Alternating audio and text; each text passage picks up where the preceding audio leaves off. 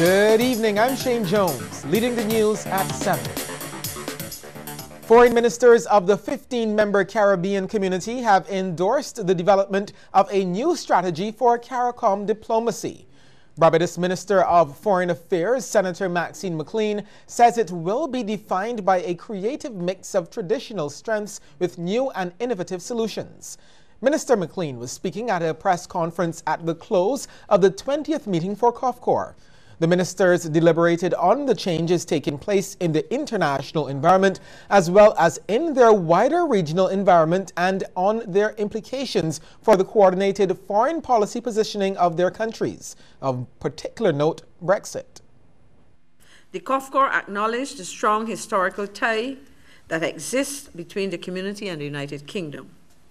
They noted that the implications of the UK's pending exit from the EU, particularly in relation to the community's trade and investment relations and for development assistance, requires further consideration. The ministers also acknowledged that Brexit would present both challenges and opportunities for the community and gave consideration to a range of strategies for engagement with the UK and the European Union. The foreign ministers were united in their view that respect for these principles would prove valuable and pertinent in addressing concerns over the situation in Venezuela. They were updated on the situation by Venezuela's foreign minister. Senator McLean says the ministers also voiced their full support for CARICOM's representation in the Community of Latin America and Caribbean States, CELAC. They reiterated CARICOM priorities within CELAC, particularly with respect to issues vital to small island and low-lying coastal developing states, SIDS, such as the Caribbean Sea, sustainable development, climate change, renewable energy, and citizen security. Ministers emphasized the importance of the full participation of CARICOM in this body and underscored the significance of the community's membership of the Quartet of CELAC, which sets the strategic direction of the body. An early morning accident left residents of a St. James community without power for several hours today after a car crashed into a utility pole. CBC's Sharika Griffith was on the scene and filed this report. Residents of Thorpe St. James were startled awake by a loud bang in the wee hours of this morning. On investigation, they discovered a car had run off the road, striking a utility pole and a guard wall before coming to a stop. The driver, 37-year-old Alistair Leps of Goodland Garden, Christchurch, managed to free himself from the extensively damaged vehicle. He complained of general soreness about the body, particularly in his back, and sought private medical attention even though a QEH ambulance arrived on the scene. The downed pole, however, caused several high-tension lines to hang precariously across the road, rendering it impassable. Residents had to alert oncoming motorists to slow down to avoid further incidents until police arrived and cordoned off the area. Sharika Griffith, CBC News. Thanks, Sharika. An elderly man was rushed to hospital last night after he was struck by a car. The accident took place along Dighton Main Road, St. Michael, at about 10 minutes to 7. The injured man has been identified as 66-year-old Michael Jones of Bruceville, St. Andrew. The car was driven by 39-year-old Yalicia Lewis of Rendezvous Christchurch. Police are conducting investigations into a shooting incident which occurred sometime around 7:35 p.m. last night at Eden Lodge, St. Michael. 18-year-old DeMarco Cumberbatch of Eden Lodge received a gunshot injury to his abdomen. Cumberbatch was walking through a track in the area when he was approached by a man who shot him before fleeing the scene. He was transported to the Queen Elizabeth Hospital by ambulance for medical treatment. Anyone who can provide information to assist with this investigation is asked to contact the District A police station at 430-7246, the police emergency telephone number 211 Crime Stoppers at 1-800-TIPS or the nearest police station. The Les Devon School Parent Teachers Association is seeking to raise around $1,000 to assist the student who was injured during a fight last week. President Donna Seeley made the disclosure on the sidelines of a two-day New Horizons workshop being held at the St. Thomas School. The workshop seeks to prepare around 50 Class 4 students and their parents for the transition from primary to secondary school. But the PTA is actually coordinating efforts to assist with the medical expenses. So anyone who actually wants to make a donation can come, could have come today. They can still come. We'll be here until about 2 o'clock. And tomorrow, the workshop tomorrow starts at 3 and ends at 6. So anytime between that time, anybody who cares to make a donation could actually come to the Lessavon School and we'll take care of it. They could also do so next week, Monday, when school reopens. And we will ensure that the student and her mother would actually get the donation. Some of the students shared what impacted them most from the morning sessions on savings, transportation, and healthy eating. I learned about how to eat healthy and how to save money. I learned that to be healthy and don't say yes to everything and to say no sometimes. Try to avoid bullies, and just because they're older than you, you say not to say yes to everything. There's certain things you say no, and if you are a follower, doing things good and not doing things bad. I learned that you can't say yes to everything and you must say no sometimes. I learned that you should exercise more and stop eating junk food, and that you're not supposed to eat the skin of the meat, and that you should save your money wisely and how to use it and what to use it for. Okay, we'll take a short break here and come back with more news.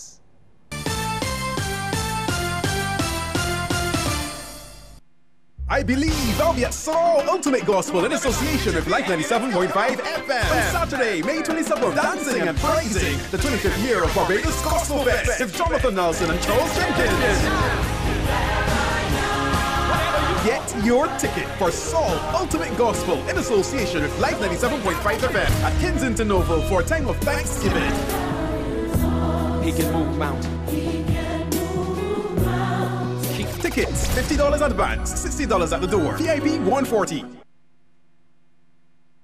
Stick down your forks, these gonna get ready to laugh. It's the March on the Spears Hour every Thursday on 98.1 to 1. 5 p.m. until 6 p.m. Nav jokes at Ignorant Talk with your Royal Highness Queen Archibald Cox at Ignorant PC Rooms. So don't be a moon donkey or nothing Aryan. Tune in every Thursday on 98.1 to 1 from 5 o'clock to 6 o'clock for the Mark Auto Space 2 half-an-hours put together. The Mark Auto Space Show. Every Thursday on 98.1 to 1. 5 p.m. until 6 p.m. PC Rooms are telling the lies though. If you just stop your mother belly one more day, you will be a full-blown idiot.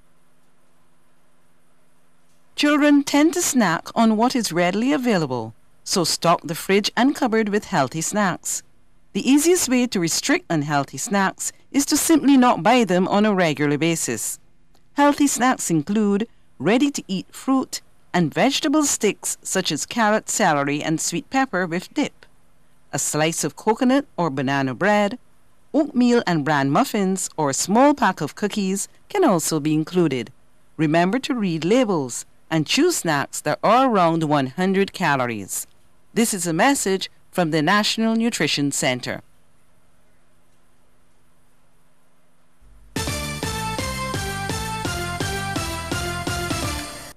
The progress of civil society organizations is being hindered by the legislation governing them.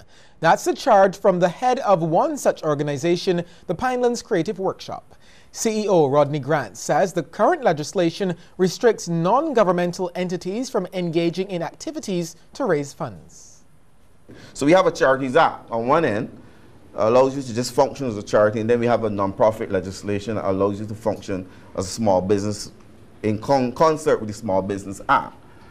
But I would think, again in the modern Barbados, that you want to place all of them under one legislation, and this is a discussion we had recently, to allow civil society to not only be a charity, but to raise their own money, to do business, not for profit.